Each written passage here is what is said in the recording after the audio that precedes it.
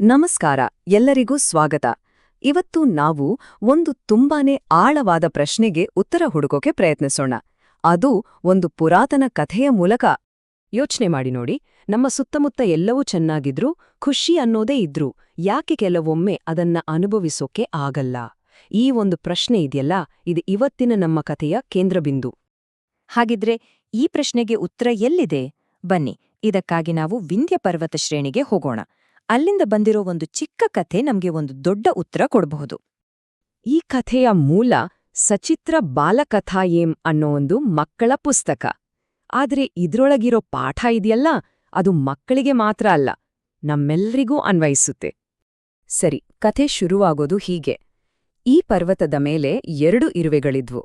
ಒಂದೇ ಪರ್ವತ, ಆದ್ರೆ ಅವುಗಳ ಪ್ರಪಂಚ ಮಾತ್ರ ಸಂಪೂರ್ಣ ಬೇರೆ. ಒಂದು ಇರುವೆ ವಾಸವಾಗಿದ್ದು ಶುದ್ಧ ಸಕ್ಕರೆಯ ಗಣಿಯಲ್ಲಿ.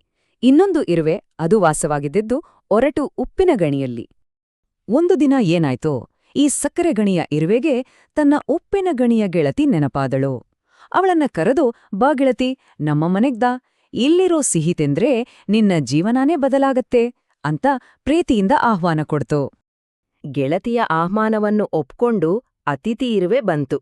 ಆದ್ರೆ ಅಯ್ಯೋ, ಆ ಭೇಟಿ ಅಂದುಕೊಂಡ ಹಾಗೆ ಆಗ್ಲೇ ಇಲ್ಲ.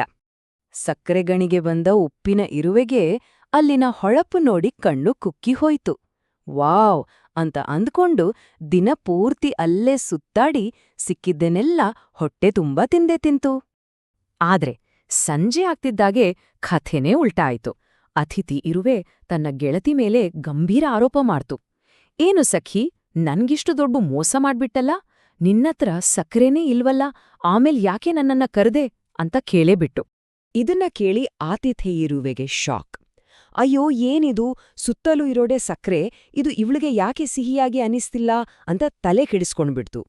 ಆಗ ಆತಿಥೇಯ ಇರುವೆ ತನ್ನ ಗೆಳತಿಯನ್ನ ಸರಿಯಾಗಿ ಗಮನಿಸ್ತು. ಆಗಲೇ ಗೊತ್ತಾಗಿದ್ದು ಈ ಎಲ್ಲಾ ಗೊಂದಲಕ್ಕೆ ಕಾರಣ ಏನು ಅಂತ. ತುಂಬಾನೇ ಸರಳ, ಆದ್ರೆ ಬಹಳ ಆಳವಾದ ಒಂದು ಸತ್ಯ.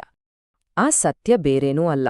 ಅತಿಥಿ ಇರುವೆ ಇದೆಯಲ್ಲ, ಅದು ತನ್ನ ಮನೆಯಿಂದ ಬರುವಾಗ ಬಾಯಲ್ಲಿ ಒಂದು ಪುಟ್ಟ ಉಪ್ಪಿನ ಹರಳನ್ನ ಇಟ್ಕೊಂಡು ಬಂದಿತ್ತು. ದಿನವಿಡೀ ಸಕ್ಕರೆ ತಿಂದ್ರೂ ಆ ಉಪ್ಪಿನ ಹರಳನ್ನ ಬಾಯಿಂದ ಹೊರಗೆ ತೆಗ್ದಿರ್ಲಿಲ್ಲ. ಹಾಗಾಗಿ ತಿಂದಿದ್ದೆಲ್ಲ ಅದಕ್ಕೆ ಉಪ್ಪಾಗೆ ಅನಿಸ್ತು.